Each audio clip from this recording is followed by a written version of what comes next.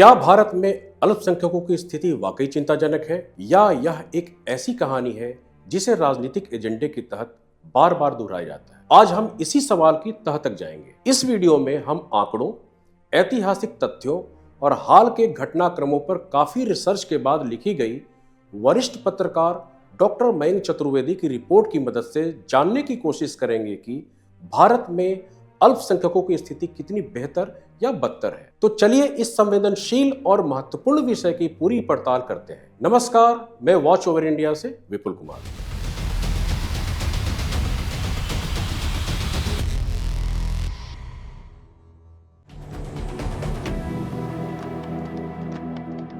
कैराना से समाजवादी पार्टी की सांसद इकरा हसन ने हाल ही में संसद में दावा किया, भारत में अल्पसंख्यकों खासतौर पर मुसलमानों पर कहर टूटा है।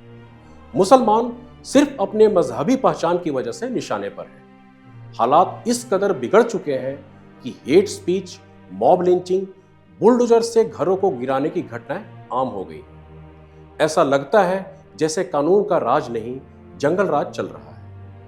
संभल में पुलिस के संरक्षण में निर्दोषों की हत्या की जा रही है। अल्पसंख्यकों पर हिंसा बढ़ती जा रही है। उन्होंने संबल हिंसा का उदाहरण दिया और पुलिस कार्रवाई को अत्याचार करार दिया।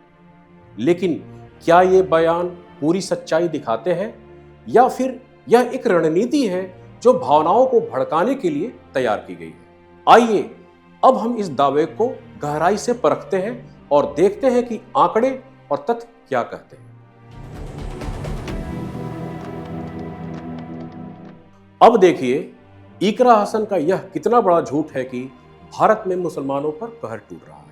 हकीकत यह है कि भारत में अल्पसंख्यक, चाहे उनकी मजहबी पहचान कुछ भी हो, भारत में जितनी स्वतंत्रता और अधिकार के साथ जीवन जी रहे हैं उतना शायद ही कहीं देखने को मिले। वे न सिर्फ पूरी स्वतंत्रता से जीते हैं बल्कि कई जगह तो बहुसंख्यक हिंदू समाज पर अत्याचार भी कर रहे हैं, फिर भी मौज में है। इस बहस का सबसे बड़ा आधार जनसंख्या के आंकड़े हैं जो पूरी तरह से अलग कहानी बयां करते हैं।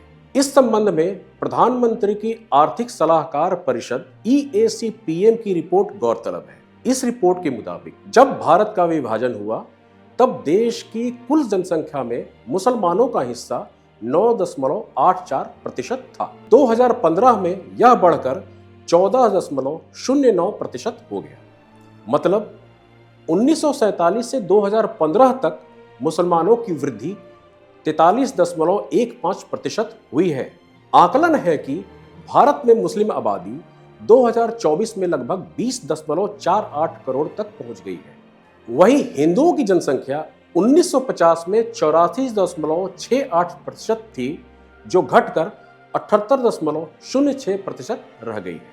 अब अगर हम पड़ोसी देशों में अल्पसंख्यकों की जनसंख्या के आंकड़ों से तुलना करें तो तस्वीर बिल्कुल उल्टी दिखाई देती है। पाकिस्तान में विभाजन के समय हिंदुओं की जनसंख्या 13% से अधिक थी, जो आज यह घटकर मात्र 2% रह गई है। आज कई रिपोर्ट्स मौजूद हैं जो यह बता रही है कि कैसे पिछले 2 दशकों में पाकिस्तान में अल्पसंख्यकों की संख्या घटी है।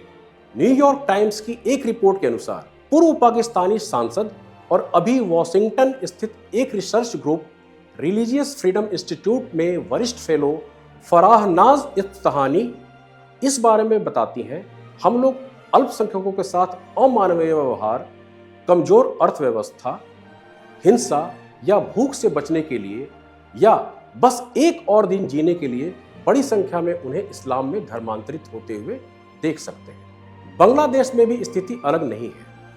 1971 में बांग्लादेश में हिंदुओं की जनसंख्या 20% थी, जो यह घटकर सिर्फ 8% रह गई है।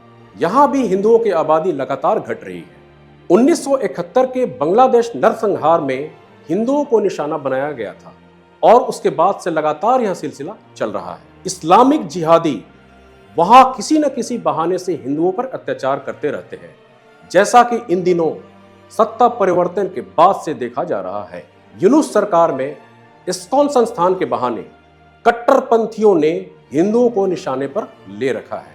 वहीं भारत में मुसलमानों की जनसंख्या में 43% की वृद्धि हुई है। अब सवाल उठता है, अगर भारत में मुसलमानों पर वास्तव में अत्याचार हो रहा होता तो उनकी जनसंख्या कैसे लगातार बढ़ रही है, जबकि पड़ोसी देश बांग्लादेश से शेष 12% और पाकिस्तान से 18% हिंदू कहां गायब हो गए।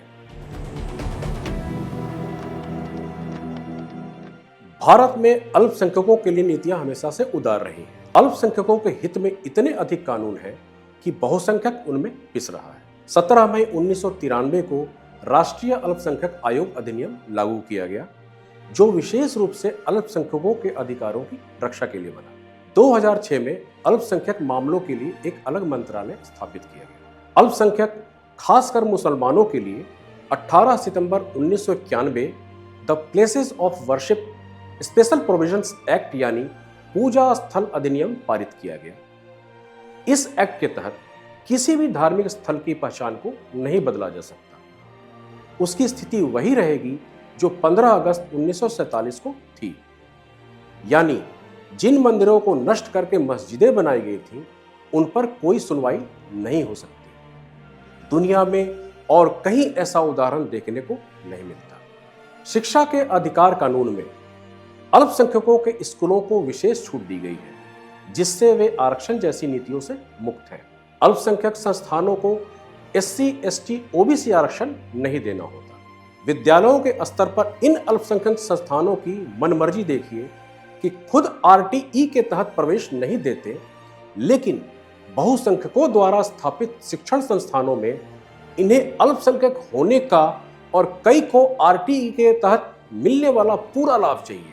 वक्फ बोर्ड ने देश के कई हिस्सों में संपत्तियों पर दावा ठोक दिया है। ऐसे में कई मामले सामने आ चुके हैं। जब इस्लाम का उदय ही नहीं हुआ था और परंपरागत रूप से जहां बहुसंख्यक हिंदू जनसंख्या पीढ़ी दर पीढ़ी रहती आ रही है, उन कई स्थानों पर वक्फ बोर्ड आज अपना दावा ठोक चुका है। वहां रह रहा हिंदू अब न्याय पाने के लिए या तो वक्फ ट्रिब्यूनल या कोर्ट में चक्कर पे चक्कर लगा रहा है, ये बताने के लिए यह जमीन उसकी अपनी है, न कि किसी वक्फ बोर्ड या मुसलमान की। इतना ही नहीं, वक्फ बोर्ड ने तो ऐतिहासिक इमारतों को भी नहीं छोड़ा। मंदिर और सरकारी संपत्तियों के बाद वक्फ बोर्ड का अकेले देश की राजधानी दिल्ली में भारतीय पुरातत्व सर्वेक्षण यानी ASI के 156 स्मारकों पर दावा सामने आया है। देश में आज 200 जिले मुस्लिम बहुल हो चुके हैं। सुप्रीम कोर्ट में दाखिल की गई वरिष्ठ अधिवक्ता अश्वनी उपाध्याय की एक याचिका में साक्ष्यों के साथ बताया गया है कि देश के 9 राज्यों में हिंदू अल्पसंख्यक हैं, लेकिन उन्हें अल्पसंख्यक होने का कोई लाभ नहीं मिलता। याचिका में लद्दाख, मिजोरम, लक्षद्वीप, कश्मीर, नागालैंड, मेघालय, अरुणाचल प्रदेश, पंजाब और मणिपुर राज्यों का जिक्र किया गया है, जहां हिंदू अल्पसंख्यक हैं। यहां सवाल उठता है, क्या ये नीतियां समानता को बढ़ावा देती हैं या बहुसंख्यकों के साथ भेदभाव करती? विडंबना देखिए कि दुनिया के किसी भी देश में जो अल्पसंख्यक हैं, वे कहते हैं कि हमें बहुसंख्यकों के बराबर अधिकार दे दो, और भारत में बहुसंख्यक हिंदू कह रहे हैं कि हमें अल्पसंख्यकों के बराबर तो अधिकार दे दो। वस्तुतः जब संविधान में अल्पसंख्यकों की कोई परिभाषा सुनिश्चित नहीं, तब कितने प्रतिशत को अल्पसंख्यक माना जाएगा? इस पर इकरा हसन चौधरी कभी नहीं बोलेंगी। उन्हें यह पता होना चाहिए कि यह बहुसंख्यक हिंदुओं की उदारता, धर्मनिरपेक्षता और सहनशीलता है कि उन्होंने अपने से कम जनसंख्या वालों के लिए विशेष रियायतें देना स्वीकार किया, जबकि यह तय नहीं है कि यह जनसंख्या के कितने प्रतिशत पर कोई समुदाय अल्पसंख्यक माना जाएगा। इन तथ्यों पर इकरा हसन गौर करें और जवाब दें कि भारत में अल्पसंख्यक, खासकर मुसलमान, जिनका जिक्र उन्होंने संसद में किया, यदि उन पर कोई अत्याचार हो रहा होता तो क्या देश में उनकी संख्या बढ़ती? ऐसी स्थिति में क्या वे हिंदुओं की तरह पलायन करने को मजबूर नहीं होते? क्या वक्फ बोर्ड संपत्तियों पर दावे कर पाता? लेकिन यहां तो मामला उल्टा ही दिखाई देता है। पिछले 10 सालों के दौरान सर तन से जुदा के नारे लगाते हुए 20 से अधिक हमले हिंदुओं पर हुए हैं, जिनमें कई हिंदू मारे भी जा चुके हैं। जिन जिलों में मुसलमान बहुसंख्यक हो चुके हैं, वहां हिंदू या तो पलायन करने को मजबूर हैं या फिर अत्याचार सहने के लिए विवश है। इकरा संभल हिंसा का जिक्र करते हुए पुलिस को हत्यारे के रूप में प्रस्तुत करती है। क्या वह चाहती थी कि झारखंड, हरियाणा, जम्मू कश्मीर और दिल्ली हिंसा की तरह संभल में भी पुलिस वालों को शहीद हो जाना चाहिए था? जहां तक संभल की बात है, वास्तविकता यही है कि संभल में यदि पुलिस कंट्रोल करने के लिए सख्ती नहीं दिखाती तो सार्वजनिक संपत्ति, पुलिस वाहन एवं अन्य आमजन के वाहनों को ही आग के हवाले किए जाने के साथ न जाने कितनी लाशें संभल में बिछा दी जाती। पुलिस की सख्तीन से ही पूरा प्रकरण शांत हुआ। इसलिए इकरा हसन चौधरी से इतनी ही गुजारिश है कि कम से कम संसद में तो झूठ ना बोले। वह कहती हैं कि अल्पसंख्यकों के हक पर चोट की जा रही है, लेकिन वे इस पर कुछ नहीं बोलती कि बहुसंख्यकों के साथ अल्पसंख्यकों का कैसा व्यवहार करना चाहिए। भारत की ताकत उसकी विविधता है, लेकिन जब अधिकारों और विशेषाधिकारों का संतुलन बिगड़ता है तब यह सामाजिक ताने बाने को कमजोर कर सकता है। अपने पिछले वीडियो में हमने बताया था कि कैसे कई दिग्गज नेता इस मामले को हवा देते नजर आएंगे, आग में घी डालने का काम करते रहेंगे। वही बात इकरा हसन चौधरी ने आज साबित कर दी। आंकड़े यह बताते हैं कि भारत में अल्पसंख्यक न केवल सुरक्षित हैं बल्कि सामाजिक और राजनीतिक रूप से मजबूत भी हैं। अब यह सवाल आपके लिए है, क्या भारत में अल्पसंख्यकों के खिलाफ भेदभाव हो रहा है या फिर यह एक राजनीतिक प्रोपेगेंडा है? कमेंट में अपनी राय बताएं और वीडियो को लाइक, शेयर और सब्सक्राइब जरूर करें और नए अपडेट्स के लिए बेल आइकन दबाएं। नमस्कार।